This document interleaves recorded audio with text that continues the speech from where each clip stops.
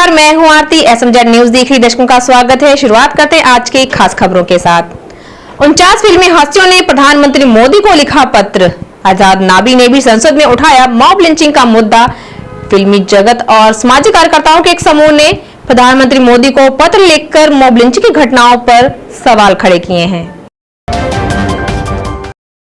मुंबई में बारिश का कहर, जल जमाव से लोगों की दिक्कतें बढ़ी। मायानगरी मुंबई में मानसून की बारिश का कहर अभी भी जारी है। कल रात लगातार बारिश होने की वजह से सड़कें दरिया में बदल गई हैं, जिससे बच्चों और बड़ों को आने जाने में बहुत ही मुश्किलों का सामना करना पड़ रहा है।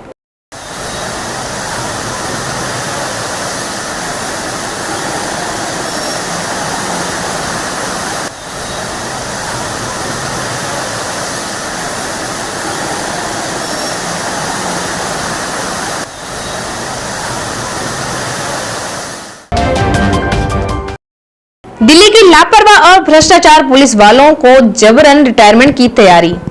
भ्रष्टाचार, ड्यूटी से गायब रहना, आपराधिक गतिविधियों में शामिल होना, कोर्ट से आरोप तय होना और नशे का आदी होना जैसे बिंदुओं का ध्यान रखते हुए दिल्ली के पुलिस कर्मियों पर कार्रवाई की जाएगी।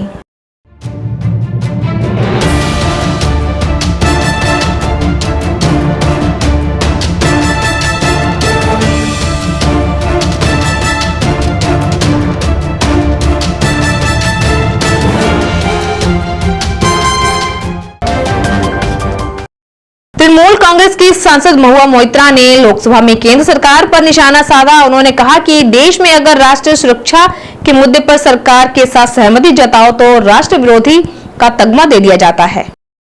This country still has people that appreciate nuance. It still has people who have not degenerated into this mindless world of black and white, where either we can only be pro-government or we can be anti-country. We have not, all of India does not believe this. Even if members of this house may, all of India does not believe this. So it is possible to stay here, to stand here and be anti-government and still be pro-India, and that's the space that I seek to represent today. Let me now go through this bill and point out what is so wrong with it. I will try and make it as simple as possible without the legalese. So केंद्रीय गृह मंत्री अमित शाह ने कहा कि उनकी सरकार ने आतंकवाद से निपटने का तरीका बदल लिया है और पाकिस्तान में इसकी जड़ों पर हमला कर रही है। हमारी सरकार ने एयर स्ट्राइक और सर्जिकल स्ट्राइक की। जनता को इस बात का रिकॉर्ड स्पष्ट होना चाहिए। जब महाराजा हरि सिंह जी ने भारत के साथ संधि कर दी, वायुसेना के विमानों से भारत की फौज वहां गई, पाकिस्तान के भेजी हुई कबीलाई के रूप में आई हुई सेना को खदेड़ना शुरू किया। खदेड़ते खदेड़ते काफी हद तक कश्मीर से लेकर आज की एलओसी तक पहुंचे। किसने सीज फायर कर दिया? किसने सीज फायर किया?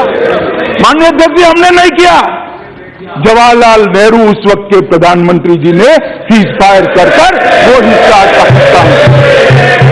हमें इतिहास सिखाते हैं, हमें कहते हैं, आरोप लगाते हैं, प्रेस कॉन्फ्रेंस करते हैं, इसको भरोसे में नहीं लेते, उसको भरोसे में नहीं लेते, इसको भरोसे में, फलाने को नहीं, ढिकने को नहीं लेते। जवाहरलाल नेहरू जी ने देश के गृह मंत्री और उप प्रधानमंत्री को भी भरोसे में लिए बगैर अगर भरोसे में लेते तो आज पाक ऑक्यूपाई कश्मीर भारत का हाथ में होता, हमारा कब्जा। इसको वापिस लाने के लिए इतनी जद्दोजहद न होती और शायद भरोसे में लेते तो टेररिज्म का मूल।